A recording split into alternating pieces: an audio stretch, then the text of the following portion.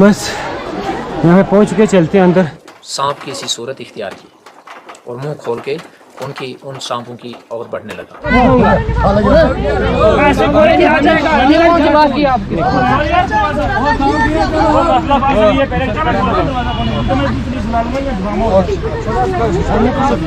Hello भाई, यहाँ पे मेरी वाहिद रुकने की वजह ये थी कि यहाँ पे पहलगाम लिखा और साथ में जो अमीर खुसरू ने सबसे पहले वो शेर हुआ था, जो पर्शियन के पोइट हैं, सिंगर, म्यूजिशियन, स्कॉलर जो भी हैं, उन्होंने सबसे पहले, तो बाद में तो जंगीर ने भी ये बोला था, वो शेर लिखा हुआ है यहाँ पे ऊपर पहलगाम लिखा और साथ में वो शेर भी लिखा हुआ है। अमीर खुसरू का वो सबसे जो पहले उन्होंने कश्मीर के बारे में शेर लिखा हुआ है कि अगर फिरदौस बर्रुए ज़मी अस्त हमी अस्त तो हमी अस्त तो हमी अस्त, कि अगर ज़मीं पे कहीं पे भी जन्नत है वो यहीं पे है, यहीं पे है, यहीं पे। बाद में जंगीर ने ये रिपीट किया तो उसके बाद ज़्यादा फेमस हो गया, बट इसके जो लिखने वाले हैं वो अमीर खुसरू ही हैं। यहाँ पे कोई एक दो फोटोग्राफी करते हैं, बारिश है, साथ में लिदर रिवर, तो अभी भी यहाँ पे देख सकते हो कि आप फोटोग्राफी वगैरह बहुत चल रही है, लोग यहाँ पे अभी भी रुक रहे हैं, गाड़ियाँ आ रही हैं। मैं सोच रहा हूँ कि बारिश है, यहाँ पे बाहर ना ही रुकें, बट लोग फिर भी ये चीज़ नोटिस नहीं कर रहे, लोग रुक रहे हैं यहाँ पे। यहाँ तक कि इवन के लोग दरिया के पास जाके यार अभी भी पिक्स वगैरह ले रहे हैं। मैं सोच रहा हूँ क्या ही हो गया है, लोग से आते हैं out of state, Delhi, Punjab extra से आते हैं, वो ऐसा जो माहौल है, ऐसी जो सीनरीज वगैरह हैं वो फर्स्ट टाइम देखते हैं। दैट रीज़न उनके लिए नई नहीं है, तो वो फील करते हैं इस चीज़ को। भाई देवा, हम वहाँ पे पिक्स लेते हैं और जल्दी से गाड़ी की तरफ चलते हैं, क्योंकि काफ़ी बारिश है और भीग रहे हैं यहाँ पे हम। तो भाई फ़ोटो वोटो हो चुके हैं, यहाँ पे रश भी पड़ चुका है, लोग अभी भी आ रहे हैं, तो हम अभी निकलते हैं यहाँ से। टाइम हो गया है भाई 2:55, तो भाई टाइम हो चुका है 3:34 टाइम हो चुका है भाई। तो अभी हम जस्ट पहुँचे हैं ऐश मुकाम ज़ियारत पे, जो मज़ार है यहाँ पे। अब मुझे सही से इसके बारे में कंफर्म तो नहीं है, क्योंकि यहाँ का सोचा नहीं था कि इधर भी आना है हमने। अभी यहाँ पे पहुँच गए हैं, काफ़ी बारिश है, तो वो ऊपर है। हाँ भाई, काफ़ी ऊपर है यार, काफ़ी ऊपर चल के जाना पड़ेगा। गाड़ी इधर आ रही थी बट बारिश थी और आगे गाड़ियाँ थी काफ़ी, तो बंदे ने पीछे ही वो पार्किंग में लगा दी। अभी साजन साहब को काफ़ी सर्दी लगी हुई है, देख सकते हो। एंड शफ्तार भाई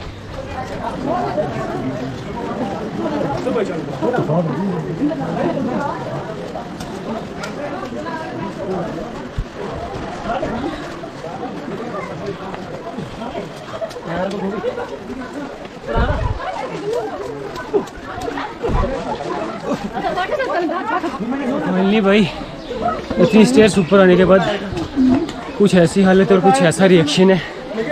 शफ्तार भाई तो पहुंचने वाले होंगे ऊपर, वो तो काफ़ी तेज़ी के साथ चले गए और मैं और ज़ाहिर भाई पीछे बस रुक गए यहाँ पे। तो ऊपर पहुँच के कैमरे को ऑन करते हैं यार। भाई फाइनली हम पहुँच चुके हैं और कुछ ऐसा रिएक्शन है मेरा और ज़ाहिर भाई का, हालत देख सकते हैं कि। और मैं दिखा देता हूँ आपको, जो सूफी सेंटर है यहाँ पे, उनका नाम है या वो ज़ियारत चीफ हज़रत सखी ज़ैनुद्दीन वली। बस यहाँ पे पहुँच चुके, चलते हैं अंदर।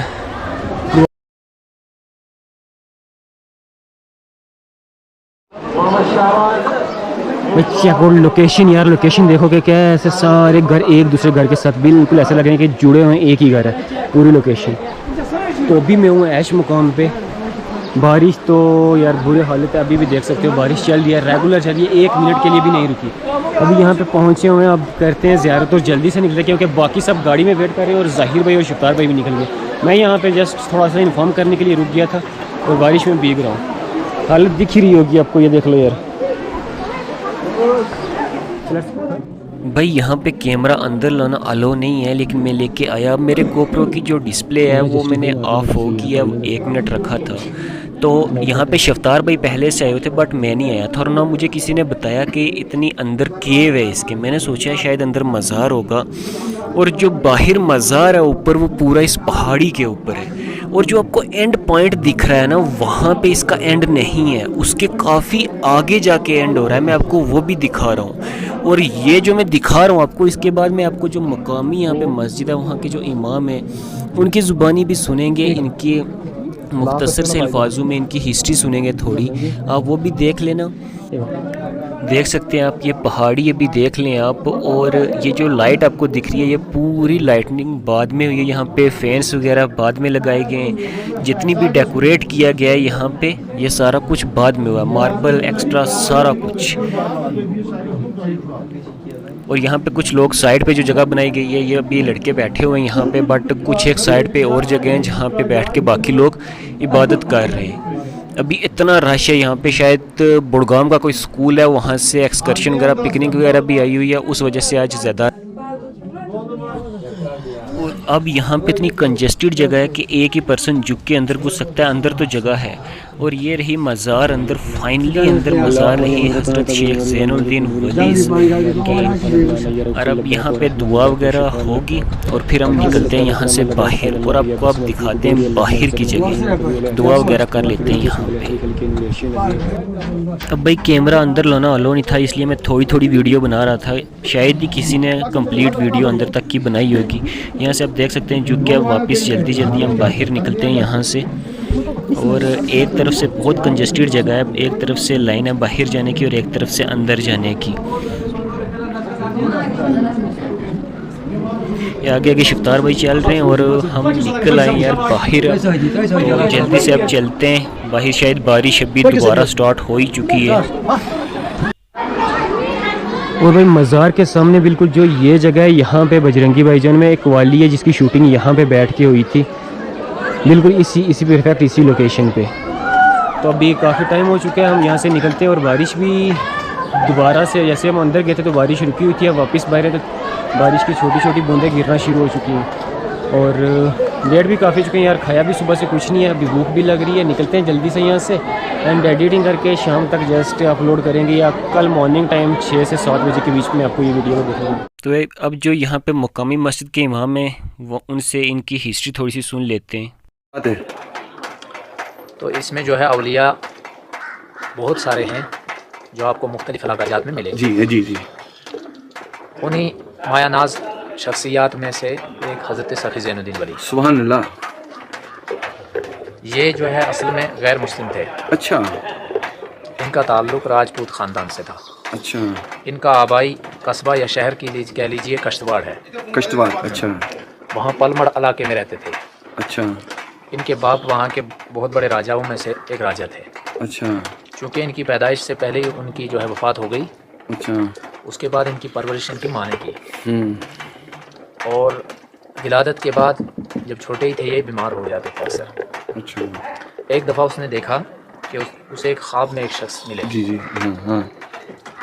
तो उन्होंने क्या किया काम के, उन्होंने कहा इनकी वालिदा से कि आप जो है बच्चा जो आपका बीमार रहता है अक्सर, आप मेरे साथ वादा करें इसको कश्मीर ले आएँ। अच्छा। तो ये ठीक हो जाएगा।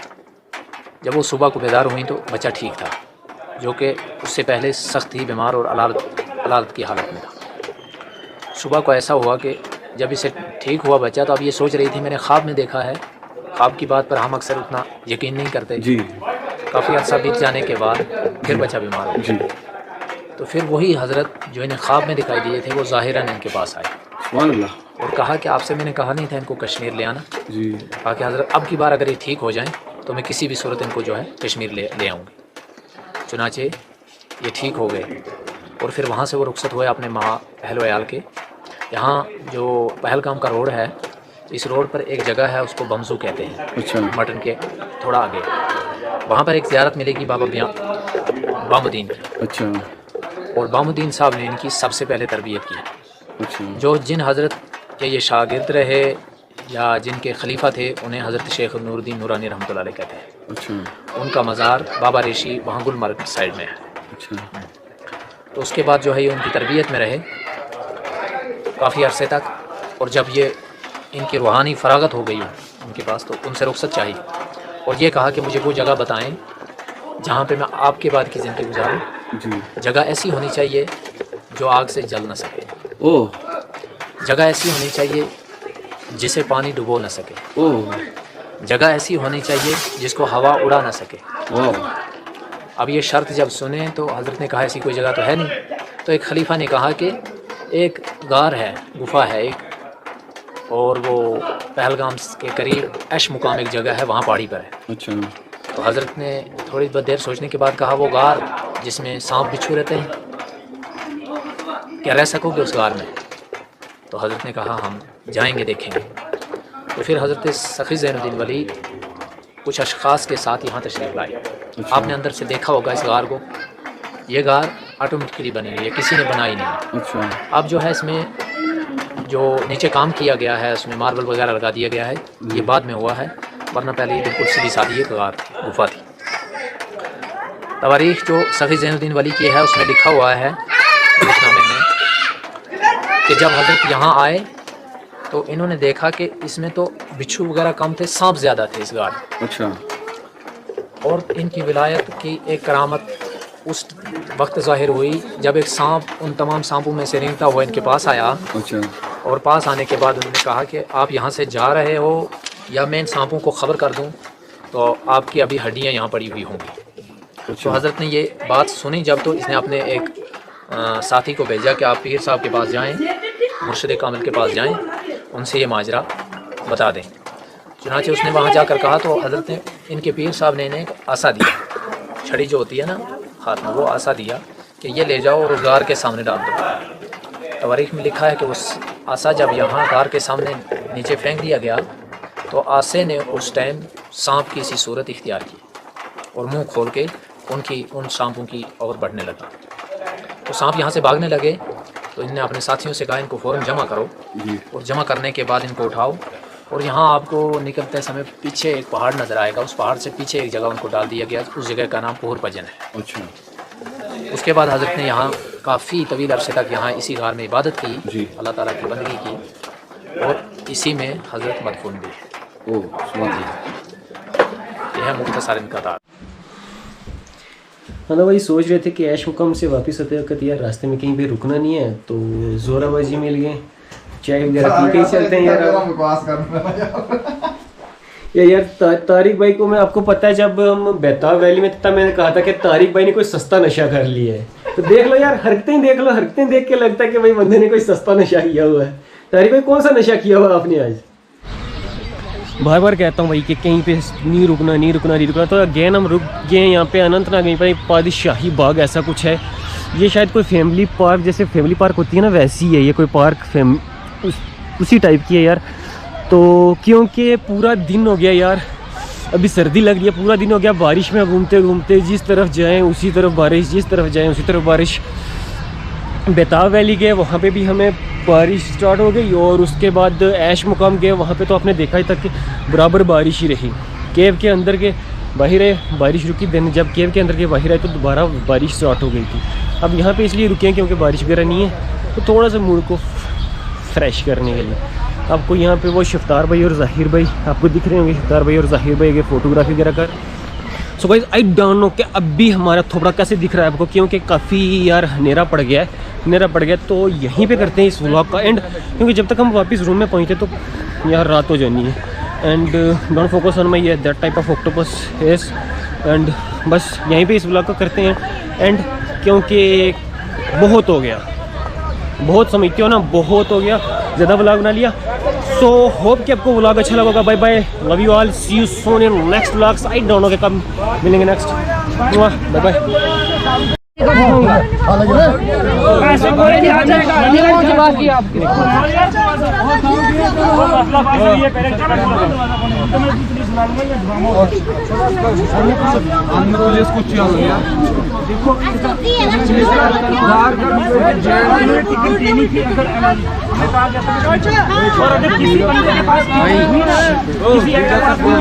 तो भाई यहाँ पे व्लॉग का एंड करते करते ना यार थोड़ा सीन बन गया, क्योंकि पहले तो इन्होंने टिकट के लिए किसी ने कुछ कहा ही नहीं, सबने कहा कि भाई ऐसे ही जाओ, अंदर ऐसे ही जाओ। अब कुछ लोकल लड़के ऐसे ही आके खड़े होके बस पंगा क्रिएट करना शुरू किया कि भाई टिकट दिखाओ, टिकट दिखाओ। भाई अगर टिकट ही लेनी थी तो पहले ही बोल देते, इतनी सारी जगह पे गए यार, टिकट तो देने वहाँ पे भी दिया यार, कोई दिक्कत वाली कोई बात नहीं थी।